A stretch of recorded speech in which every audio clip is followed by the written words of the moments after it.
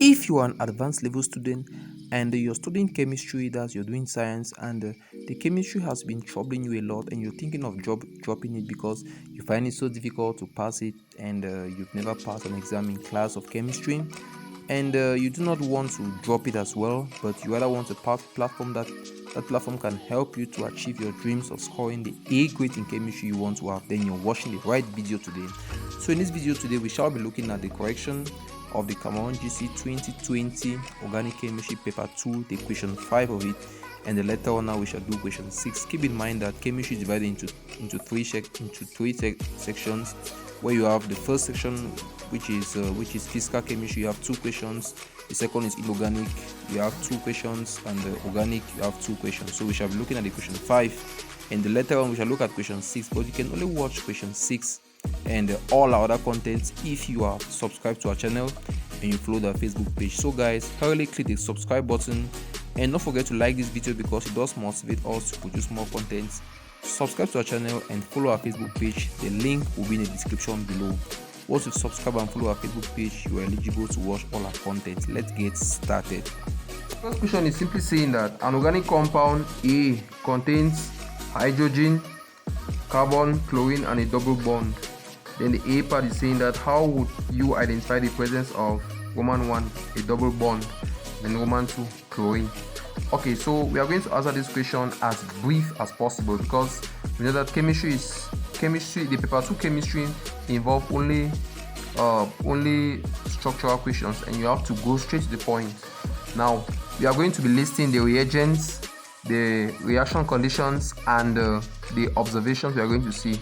In some cases we are going to list the reagents and just the observations. Okay, good. So let's start for the double bond. To get the presence of the double bond, all we need is bromine water. This is how we can write it. We can write bromine like this, then we have water here. This is what we need bromine water. This is the reagent, and this reaction should occur in the dark. It should occur in the dark. And the observation is that the reddish color of bromine will be decolorized. So we are going to have the reddish color of bromine is decolorized. Yeah, so that's what we expect to see. The reddish color of bromine is decolorized. Then now for chlorine, we know that we are going to use the sodium fission test to get its presence. We are going to use the sodium fission test. Good. And the reagent in which we need for chlorine is that we need silver nitrate.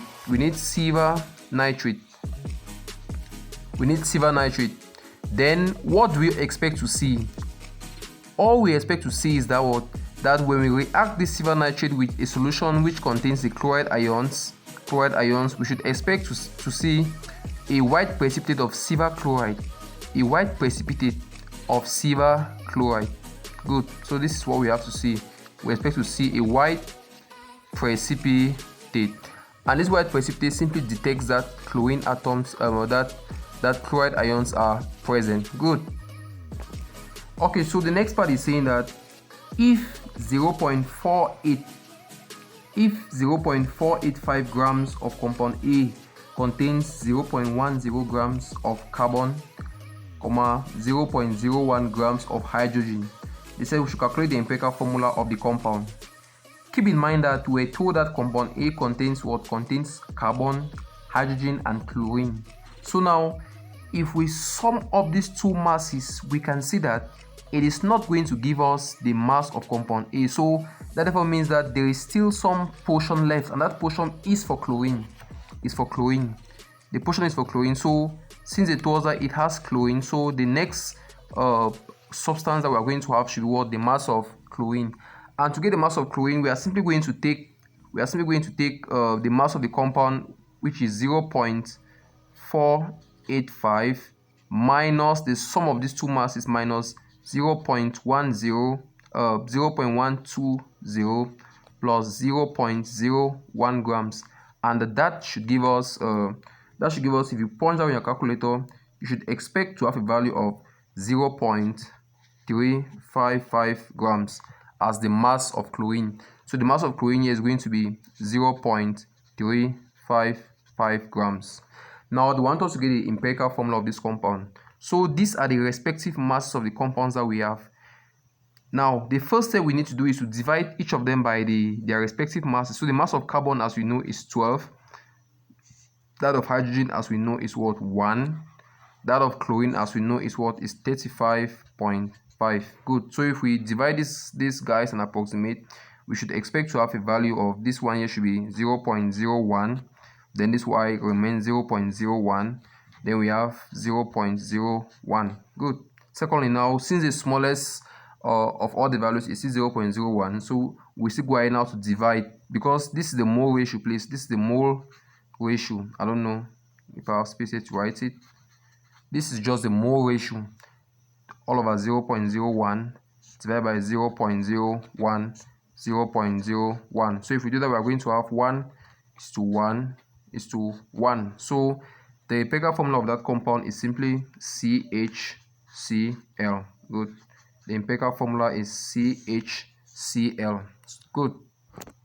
So the next part of the equation now is saying that 0.485 grams of compound A reacted completely with 1.700 grams of silver nitrate in the ratio 1:2.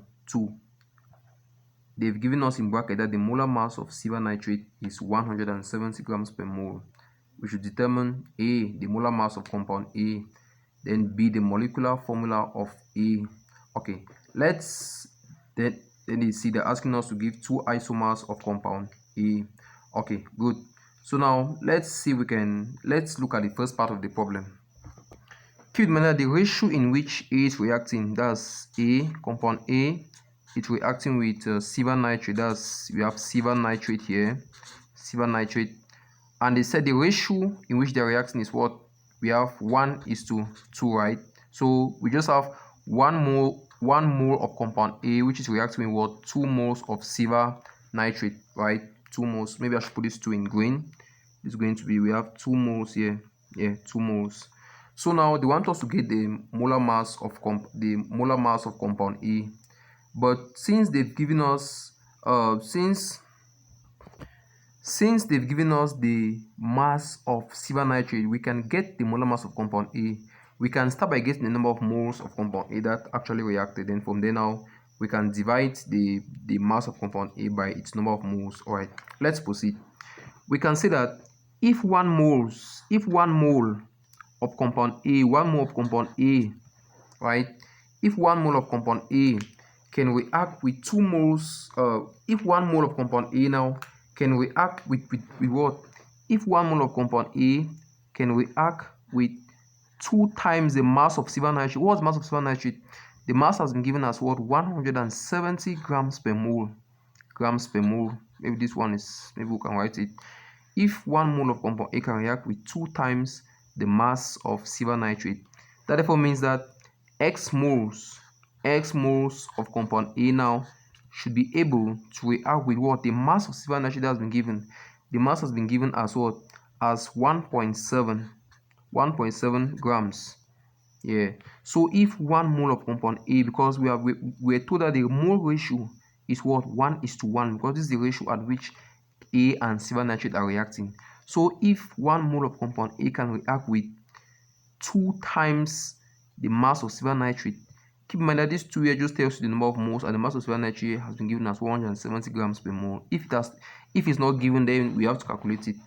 So if we solve everything here, if we cross multiply our analogy, we should expect to have all of this. We should expect to simplify our answer and have something like 0.005 moles. So this is the amount of moles of compound A that is going to react with this amount of silver nitrate. If you don't know how we got this answer, you could simply do this. You could simply take 1.7 and we divide that with 2 times 170, and this is the answer in which you're going to have. Yeah, that's what you're going to have. Okay, now this is the number of moles of compound A, please. This is the number of moles of compound A. Keep it in mind. but we are looking for the molar mass of compound A. So we simply take the number of moles of we simply take the mass of compound A now and divide by the number of moles. Yeah, cool. So to get the sorry, to get our molar mass now, please, I'll just write it here. To get our molar mass, let's call it let's call it small m like this. Our molar mass now, it will simply be what is, it will simply the mass of compound A, which is the mass, which is 0.485. We take 0.485 and we divide by the number of moles, which is going to give us, which is going to be 0.005. Good. And if we do this, we should expect to have a value of approximately or just the answer to be 97 grams per mole. 97 grams per mole. So this is the molar mass of compound A. This is its molar mass. Good. So this is what we have. So to get the molecular formula of compound A now, we are simply going to take this empirical, we are simply going to get the mass of this empirical formula, and the mass of carbon is going to be 12. This is going to be 12 plus that of hydrogen is 1, that of chlorine is 35.5. Good. And if we simplify this now, this we should expect to have a value of if we added this square, we should have 48.5. Good. So now the empirical formula now, the molecular formula is always of the form, the empirical formula times a certain value, we can call that N. Good. So our molecular formula now is now going to be, what is the mass of this empirical formula? It's given as 48.5, right? 48.5 N. So we're going to have 48.5 N. That has to give us, this total mass has to amount to what? To this mass we calculated, which is 97. So this is going to give us 97. Good. So if we solve for N now, we should expect to have a value of N to be approximately equal to 2. Yeah, N should approximately equals 2. So therefore means that we can write our empirical formula now. Oh, this marker is not coming out. We can write our empirical formula now as EF. We can say EF now. Oh, this one is even the worst. So we can have our EF, the empirical form, the molecular formula. Oh, please, I'm sorry. The molecular formula now to be equal to the empirical formula, which is CHCl, all that multiplied by 2. So this is going to give us C2H2Cl2. Good. So this is the molecular formula in which the equation asks us to calculate. Then the next part now wants us to give 2 isomers of compound A. Keep in mind that they told us initially that compound A contains what? A double bond, right, and chlorine.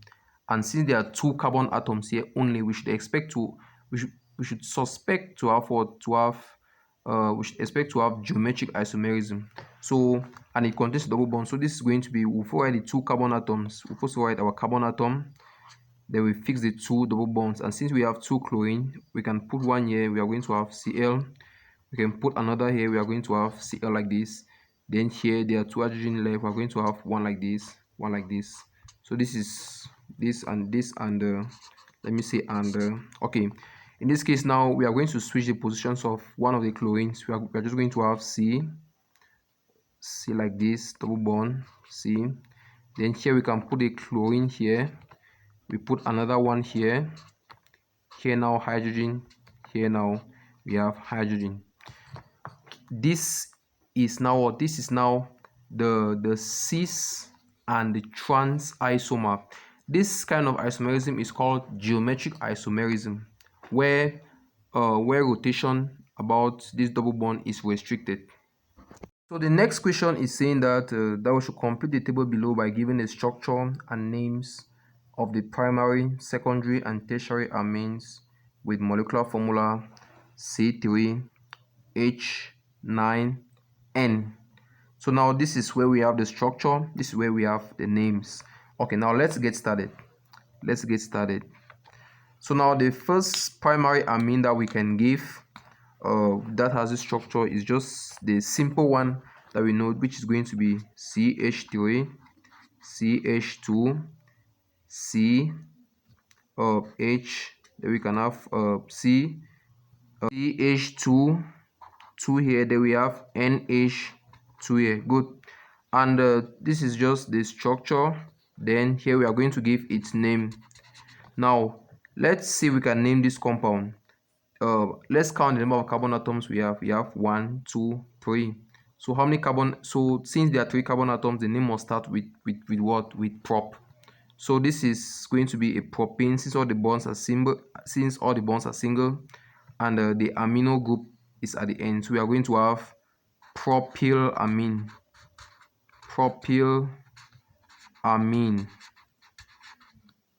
Yes, propylamine. So this is going to be the name of the compound.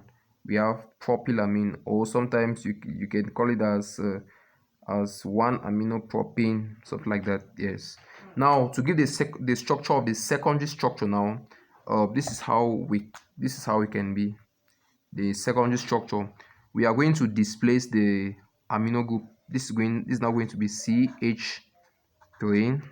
Good. Then here we have you are going to have our some small stroke. You are going to write N here, N here. Then here we have CH2. Then we have what? CH3. Good. So this is the secondary amine, in which this nitrogen is linked to what? Is linked to 3 alkyl groups. Good. It's linked to 2 alkyl groups. Sorry, 2 alkyl groups, because this is where we have the methyl. This is where we have the ethyl. Then the name now is now going to what? This is a methyl group. This is an ethyl group. So it's now going to be we start in alphabetical order. So it's going to be ethyl methylamine.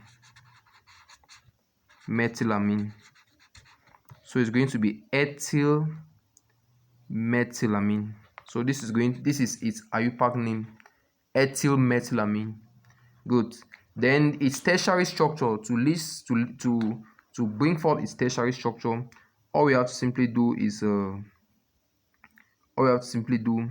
just, this is going to be CH3. Then we have this N here, where here is we have CH3, and here is as well CH3. We can see that this nitrogen is linked to what? 3 alkyl groups, so it's tertiary. And here now is going to what? To give the name of this compound is now going to be tri. We are going to have trimethylamine, because there are 3 methyl groups there, so it's going to be trimethylamine. Or some people can say N and trimethylamine, yeah, something like that. So they are still accepted. So the next part is saying that primary amines can be prepared from amides by Hofmann's degradation. The A part is saying that we should write a general equation for the reaction. Good. Okay, let's write the general equation for the reaction. So we'll just take a general amide, and we perform Hofmann's degradation to see if we can get an amine. So we are going to take a general amide. Let's see, we are going to have R in this case, where R is an alkyl group. Then we have CONH2, because this is the general form of amides. You do this, you're simply going to have the required amine, which is now going to be your RNH2. Please, in this case, the other products are not too important. The other products you get it depends on the reagent you use. For instance, if you use sodium hydroxide, you should expect to have sodium carbonate, sodium bromide. Then you have water. Okay, those are the products you should expect to have. But if you use potassium hydroxide, means you should have similar products involving potassium. So this is what we have. Then the next part now is asking that we should list the reagents. We should list the reagents and the reaction conditions which are needed for this reaction to take place. Okay, now the reagents include, like I don't know if I said initially, for Hofmann's degradation to occur, we have to use bromine. Like I said, we can either use sodium hydroxide or potassium hydroxide. So I'll just say potassium hydroxide. Good. And the reaction condition, we can reflux it. Okay, we're going to reflux it, or we can still say we heat it. Yeah. So these are the possible answers we can give it. In place of this guy, we could still use sodium hydroxide, like I said initially, sodium hydroxide, because these two guys behave almost in the same way. So that's how we can answer that question. Then the Roman 3 is asking that what feature of amines is responsible for their basic for their basic for their being basic. Now, the feature that makes amine to be basic is simply what? Is simply the lone pair of electron on the nitrogen atom. That's just the answer. Because of the lone pair of electrons on the nitrogen atom. Good. Then the next question is saying that we should suggest one way of increasing the basicity of an amine. To simply increase the basic strength of an amine is simply by adding electron donating groups. Like if we replace a hydrogen atom with an electron donating group, we are simply going to increase its basic strength. Electron donating groups simply includes what alkyl groups such as such as the methyl group, the ethyl group, the propyl group, and so on. All those groups are electron donating groups, so they are going to increase the basic strength of the amine. Good. Thank you very much for watching, guys, and please just hit the subscribe button before you go, and follow our Facebook page so that you're going to have access to all our content, because all our contents now are restricted only to subscribers. Okay, so guys, I encourage all of you people to hit the subscribe button and like this video. See you in the next video.